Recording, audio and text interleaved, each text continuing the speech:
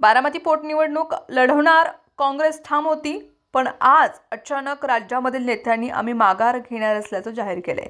आमचा निर्णय पक्षश्रेष्ठींना सांगणार असून त्यानुसार निर्णय घेऊ असं विजय वडेट्टीवार म्हणाले. दरम्यान काँग्रेस माघार घ्यावं म्हणून शरद पवार मैदानात उतरले होते. ही निवडणूक बिनविरोध करण्याचा सल्ला काँग्रेसला देईल असं वक्तव्य शरद पवारांनी केलं होतं. त्यामुळे शरद पवार या निवडणुकीमध्ये बिनविरोध करण्यासाठी मैदानात असल्याचं स्पष्ट झालंय.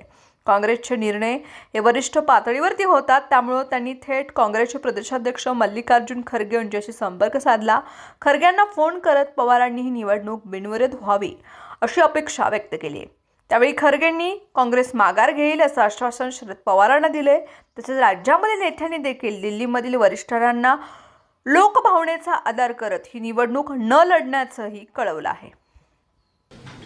दोन निवडणुका पोटनिवडणुका महाराष्ट्रात आहे आणि बारामती या ठिकाणची निवडणूक ही असल्यामुळे सर्वांचं लक्ष त्याच्याकडे लागलंय.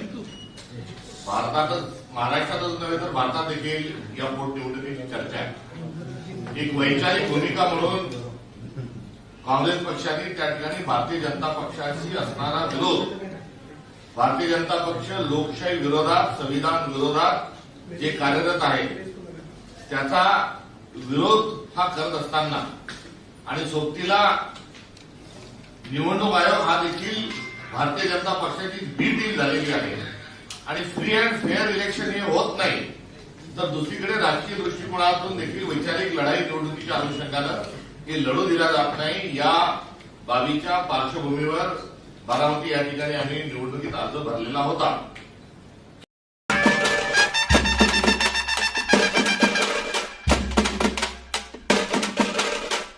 उद्योगपती श्री अनंत मुकेश अंबानीजी यांना वाढदिवसाच्या हार्दिक शुभेच्छा.